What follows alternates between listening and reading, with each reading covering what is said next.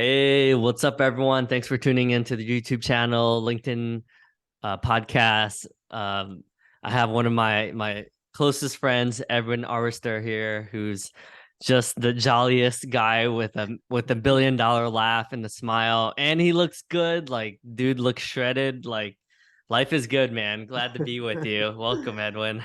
Absolutely. Thank you so much for having me, Davidson. I think this is what, round two on the Oh, podcast. So excited to be on the second part of this journey with your podcast.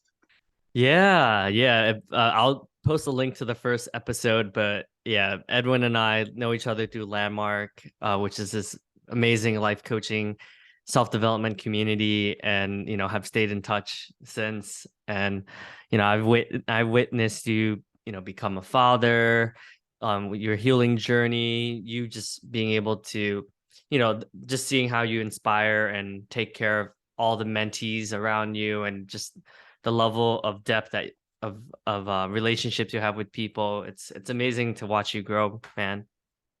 No, thank you so much. It's been quite a journey from a healing perspective, from the personal development perspective, events that we've joined together, therapy, coaching, my own spiritual practice. So it's been kind of a whirlwind. I'm still on that journey. I'm still learning to love myself, love others, love my community. But it's been a beautiful journey so far. Mm.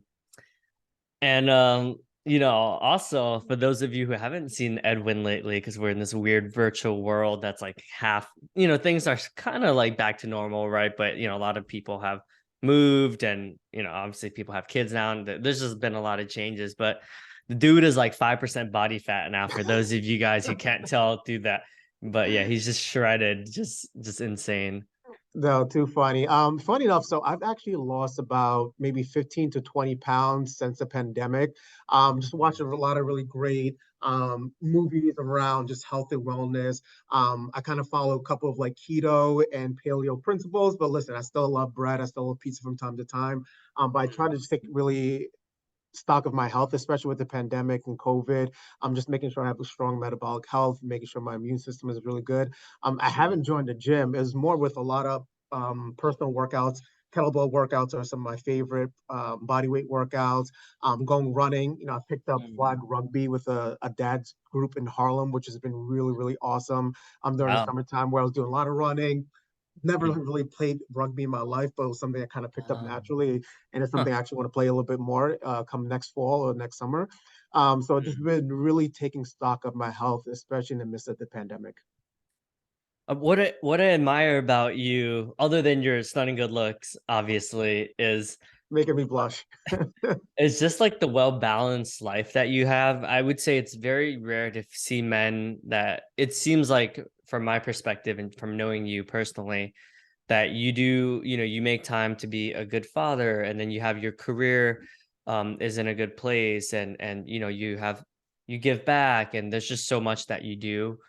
So yeah, would love to learn, like, maybe pull on some of the threads, and just dig a little bit deeper on how you're able to have such a well balanced life.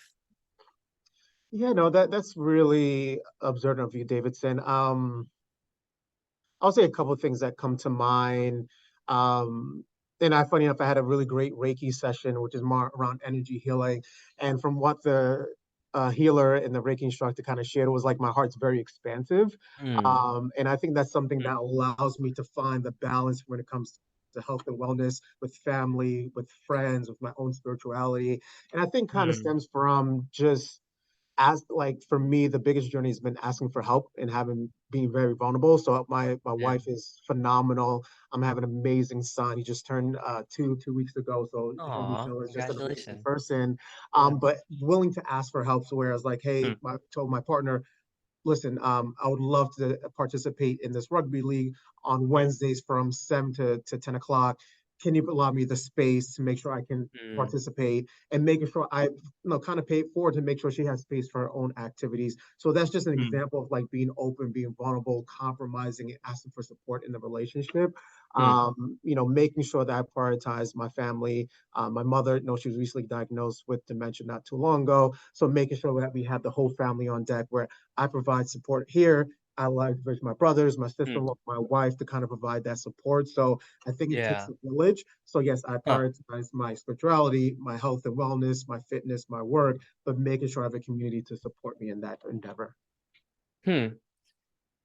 And I know I'm sure that was a relatively newer, like that's something that you've grown to be get better at, right? I'm sure in the beginning you thought you had to do it on your own, and then over time you were able to, be a bit more vulnerable and be like, hey, like I can't, would you be able to? So how did that happen? Was that a practice that you just worked with your coach on and things like that? Yeah, dude, it's an everyday challenge for me. Like I said, I've Yeah. done coaching, therapy, landmark, momentum, next level, summit of greatness. So I think that's one of the biggest challenges for me. You know, one of the things that the feedback I've received, the way people experience me is like looking good, having my shit together. Sometimes I can come across arrogant, and that caused a lot of issues. And it didn't really work Oh. for my relationships with my colleagues, my friends, my Mm, family. So one thing that I went through my couples therapist that you really hit home is that vulnerability begets vulnerability. The more mm, vulnerable that you are, the more vulnerable people are going to be around you. And I mm, think when I opened up my heart and stop just mm, thinking with my head, like vulnerability is actually power. There's strength in mm, vulnerability because people are more likely to connect with you. People are more mm, likely to understand you. People are more likely to mm, open up with their own challenges and their struggles. And the more vulnerable I've been, it's almost like a muscle that is getting mm, stronger and stronger. But for a really long time, I was not vulnerable. I saw vulnerability mm. as weakness, as someone's going to try to get something over me. They're going to use it against me.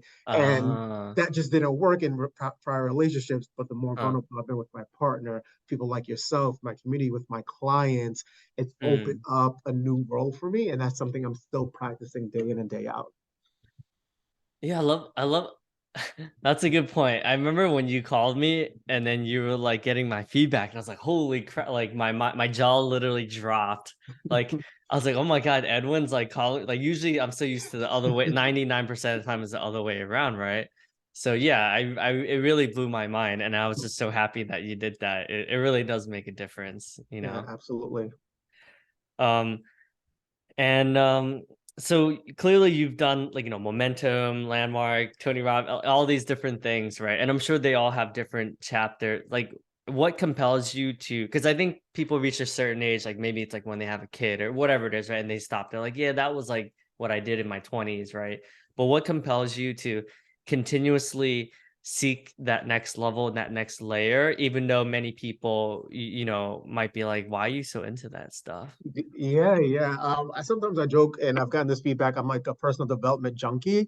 But I think a couple of things that stand out. One is continuous learning. Like I want to continue to Yeah. learn about myself to become a better human being. And if I'm a better human being, then I become a better father, a better husband, a better son, a better brother, a better friend.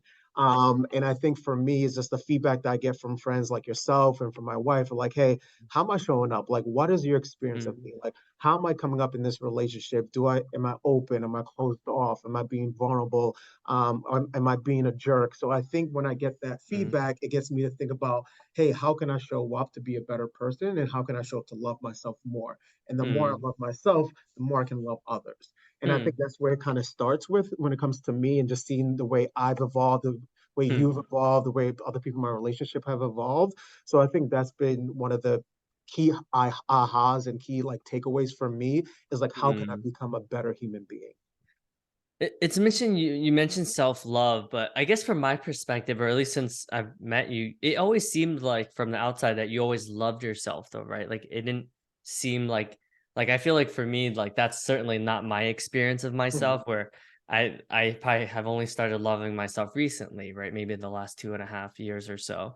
But it just from ever since the day I met you, it does seem like you love yourself, right? Or is that just from the outside looking in, or I don't know. Yeah, I mean, it's probably a combination of both. Like, yes, I do have a deep love for myself, but then I also have a lot of demons and issues and challenges. I know I shared with Mm. you that I've been on a kind of alcohol fast. So for Oh, about yeah. 30 to 45 days, no, I was not drinking. And I had to like kind of Mm, reevaluate my relationship with alcohol, where a lot mm, of poor decisions I've made in the past usually was surrounded by alcohol.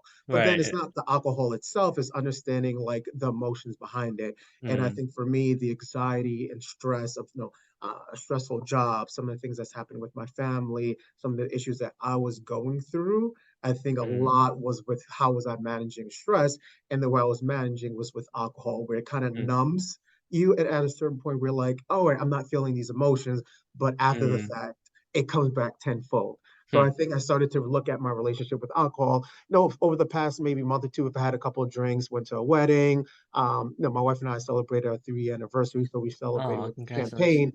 So I think for me, it was around I'm in control. Hey, I can have a Mm, drink or two and enjoy the moment versus where mm, I was not pacing myself. I would have maybe mm, 4 to 5 drinks in alcohol in mm, an hour, where typically you want to have 4 to 5 drinks in an evening.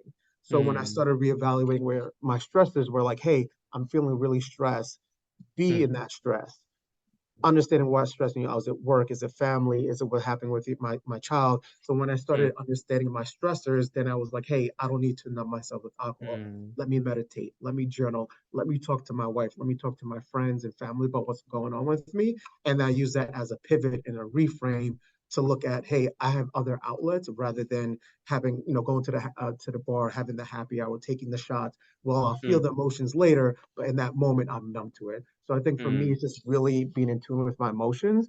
And I think that's mm, been really, really helpful over the past couple of months. And just the journey over the past couple of years from the mm. programs, from the coaching, and from the therapy. Yeah, I mean, clearly you're implementing everything, right? As we have done many of these programs together, and think, we've been very kind enough to share the work with each other, right? So I just want to acknowledge you for actually implementing it, right? Because learning it is one thing, but actually applying it, despite the discomfort, despite the that magnifying glass on yourself, despite the vulnerability, you continue to show up and you continue to be intentional, right, about implementing it in various aspects of your life. So just want to Yeah. acknowledge you for that. Thank you for that acknowledgement. I mean, I'm also part of a men's group called the Dudes of Disruption. And when I think about like one of the key tenets is around sharing, what it Mm, means to be a man, no contribution. And when it comes to sharing, like I had to be uncomfortable getting messy. And messy yeah. means like having that uncomfortable conversation with myself, with my Mm, partners, with my friends, with mm, clients. I think when you start having those uncomfortable conversations, that's where the growth starts happening.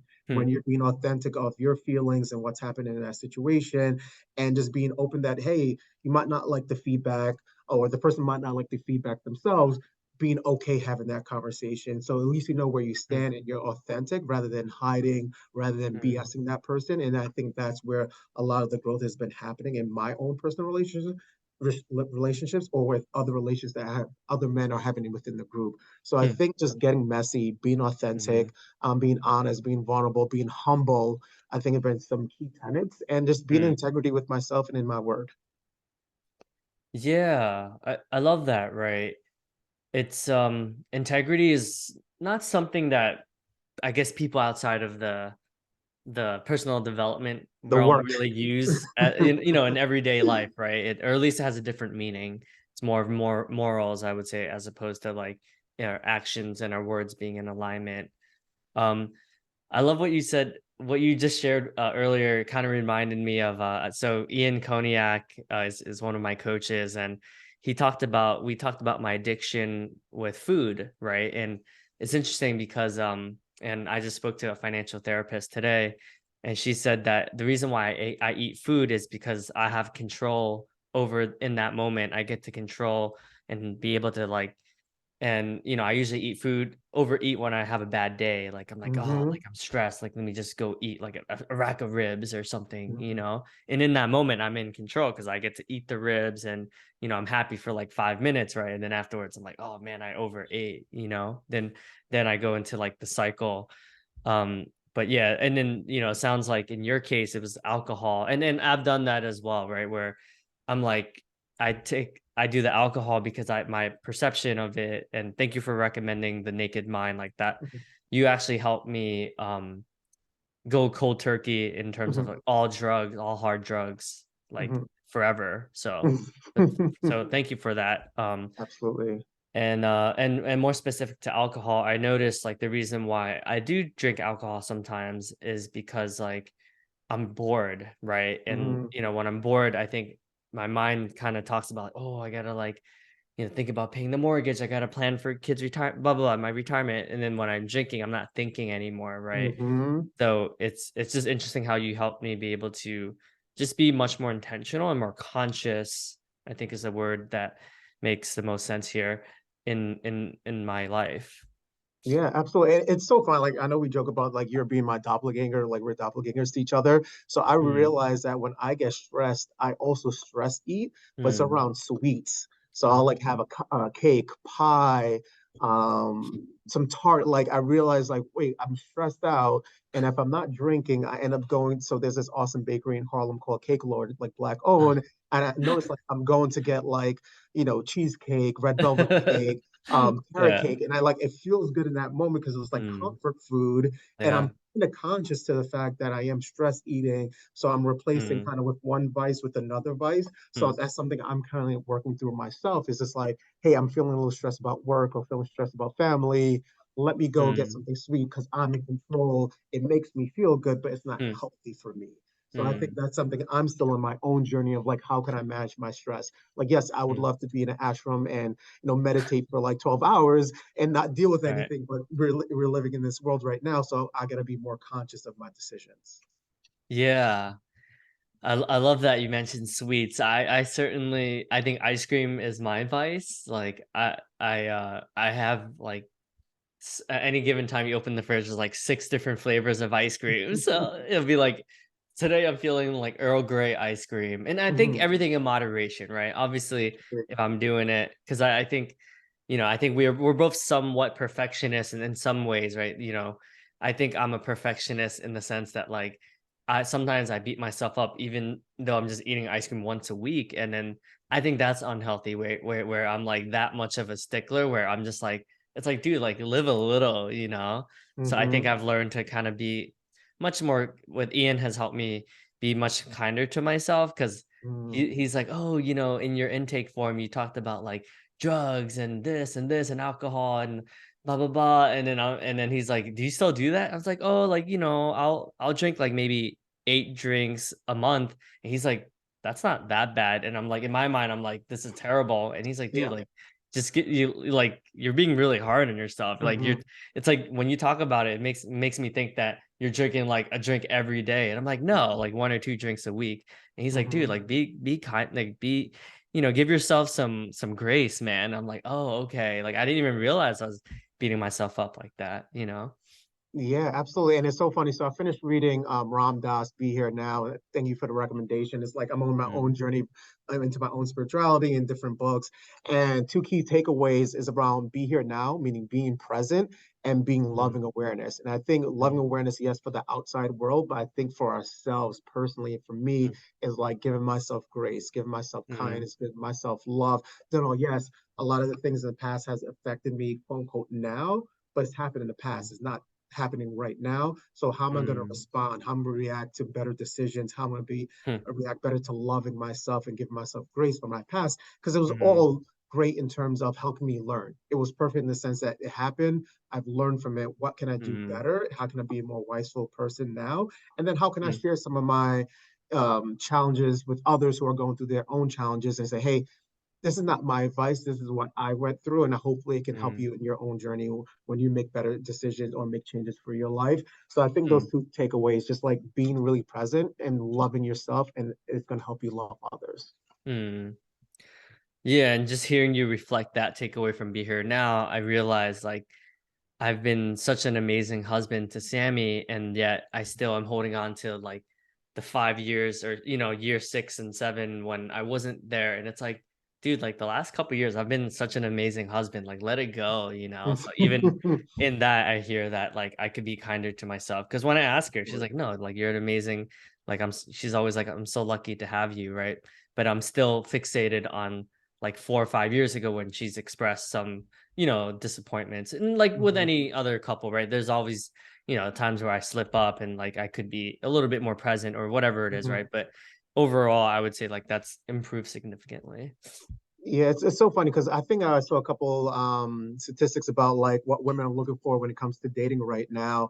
And I think the number Oh yeah. one was around emotional intelligence slash Mm, emotional availability. And I think, a lot of, the female friends that I have right now talking about some of the mm, challenges when it comes to dating is around the guys are just not emotionally available. Yes, they may have a huh, great job, may be financially stable, but if they're not in tune with mm, their emotions, there's going to be a lack of in-depth, connection with that individual. And I think coming from mm, the Chris Lee event over at the Summit of Greatness is around that intimacy. And I think not only both men and women are looking for more intimacy. So when I look at my mm, own relationship, we have strong physical intimacy, but what about the emotional? What about the spiritual? What about the mm, artistic? So finding other modes of intimacy, I think that's what allows deeper connection. And that's the mm, own journey that I'm working on day in and day out. hmm. Yeah, thanks for sharing that. And another takeaway from our conversations is like you helped me be able to actually improve my testosterone levels as well through some of the practices and pot and stuff that you let me listen to and kind of consume. And I do feel much better. Like I feel much more confident. Like yeah, it makes a world of a difference. And also normalizing that too, because that's not a conversation that many men have out in the open. So I do appreciate you, kind of sharing your journey and how, and clearly, I see the difference, and I'm sure everyone sees the difference in you. And so, yeah, it's an interesting topic. Yeah, I think one of the key things around health and wellness, there's an African proverb, so hopefully I'm not butchering it, is, pay the farmer now or pay the doctor later. So I think a Mm, lot of the things that we've been going through in this past couple of years in the pandemic is really taking stock of our health, not only our physical health, our emotional health, our spiritual health, our financial health. So when it came to mm, me, it's like, what are the foods that I'm putting into my body? Am I listening to my body in terms of the food that I'm taking in? So making sure I'm eating, clean meat, great fish, vegetables, good fats.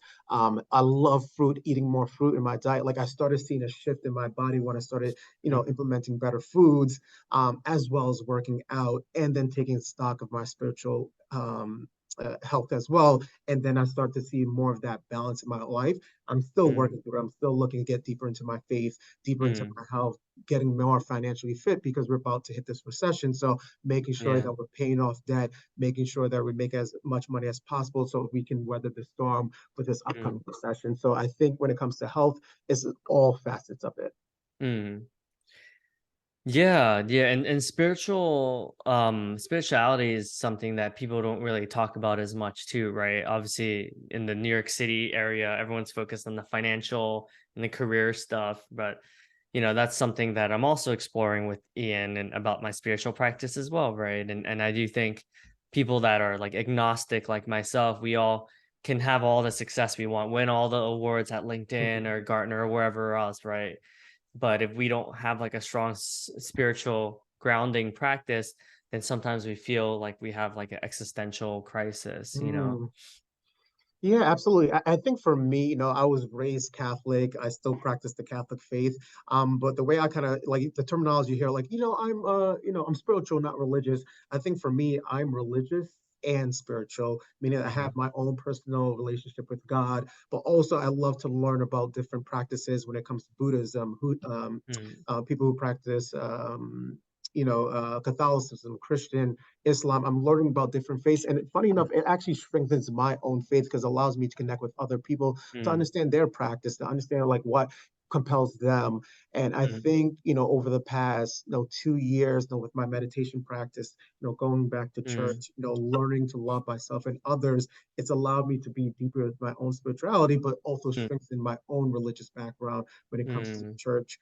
So I think I'm also on my own journey, learning from others, but also having that Christ consciousness, like being of service, loving others, mm, taking care of my family, taking care of my community. I think mm, that's the Christ consciousness that I'm, mm. experiencing in my faith on a day-to-day basis. Yeah, I think you introduced me to iMentor, and actually that was one of the things that actually increased my spiritual practice, believe it or not. Because I think, like you said, when you give and you're being of service, right, not expecting anything in return, it really just helps me stay connected to the God, universe, you mentioned meditation as well. That's also a really big practice for me that has helped me. When I do the Tony Robbins priming in the mornings and stuff like that, I feel very connected to the universe. And I'd say like when I'm in nature, I feel very, very spiritual as well, where I just feel very at one and very connected to the universe. So, It's so interesting. So I joined a webinar around Ram Dass, and this topic was around nature. And I feel so mm, disconnected to nature, being in mm, Manhattan, having a mm. car, driving around, where I Oh, haven't really been, hiking probably in the past couple of years. So mm, over the past weekend, I went apple picking over upstate with my son and my wife. And it was such a oh, beautiful experience to see like God, the source, the universe, to see how beautiful mm, nature is. And it yeah. allowed me to say, hey, listen, there's such a vast, beautiful world. And sometimes we Mm, need to kind of pause and just look around and see the mm, beauty in nature, picking mm, up the apples, seeing the skyline, seeing, the mountains, the trees. It was such a beautiful experience. And I mm, think that's something I want to get connected deeper to mm. is nature. I Yeah. know a couple of friends I've met who say they've had, beautiful experiences leveraging plant medicine, being in Oh, yeah. nature and getting, the source, talking to them directly. So I think that's Mm, something I'm looking to explore as well. Like, how can I get yeah. deeper with nature? Because I think we're so Mm. disconnected being in the concrete jungle of New York City. That's so true. Yeah, you're right. The plant medicine certainly amplifies my connection with nature, and when I combine the two powerfully and integrate nature and plant medicine, it humbles you, right? Like the ego dissolves so much, and it has lasting effects, like years and years later, like permanent effects. So yeah, I would say I've certainly leveraged plant medicine to really integrate into nature, and yeah, it's how I think that was actually the origin, and that was what helped me build my spiritual practice, because I just felt like, every time I did it, it was like in a bamboo forest or in a Mhm. national park, or there was always some component of like being in nature, being in the rivers, being in the mountains, and that helped me really feel connected to the universe. Yeah. Absolutely. Man, good stuff. I feel like we've talked about some pretty deep topics. It's always a pleasure connecting with you, Davidson.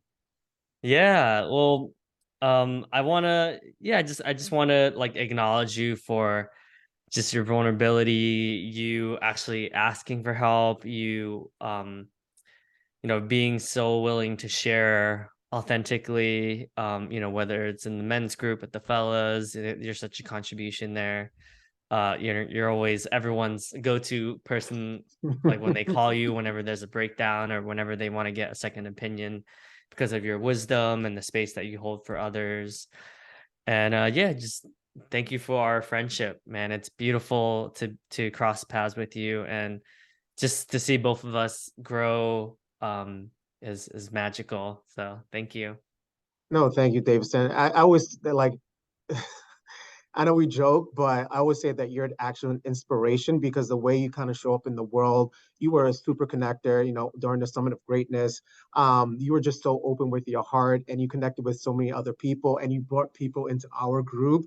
Some of the late night conversations that we had were just Mm. so deep. Like, you helped me realize like I don't need alcohol to have fun. Like we were having fun to like 2, 3 o'clock in the morning, have wonderful conversations. Where usually I'm Yeah. like, oh, I would have to be drunk, and then we have those type of Mm. conversations. So Yeah. you are just like your heart is so expansive. You're an inspiration. You're a go for it individual. And you're just a loving human being. So I just want to acknowledge you for the podcast, for the platform that you give for myself and the space for others. I mean, you've had some phenomenal guests, and I look forward to like the next iteration. I'm happy to be, the second appearance on this, and I hope to see you big as Lewis Howe, where Chris leaves there for like 19 times. So as you blow up and get big, maybe I can be on your podcast 19 times. Yes. But I'm excited for your journey as well. So who's Chris Lee and who's Lewis in this Oh, in this? obviously you're Lewis, man. I'm the Chris Lee guy. Like, All right. you have like 2 million, followers, and you're blowing up, and I'm just like, hey, you're a shining star. Can I go into your Uh, coattails as you shine through the stars? that's awesome. Thank you for the acknowledgement. Yeah, no, Absolutely. it's interesting to see that, right? Because as I see different like the guests grow, and Jesse Rothstein, Jaron Kenny, like all these people that, and Anthony Linder, like have they grown and gone to the next chapters of their career. It's just cool to see how everyone's always growing, and it lifts everyone's lifting each other up, right? So it's just Absolutely. awesome to be a part of that, this amazing community. Cool. Fantastic. All Thank you so right. much, Davidson. Take care. All right. Until the next one. Appreciate. Love you, brother.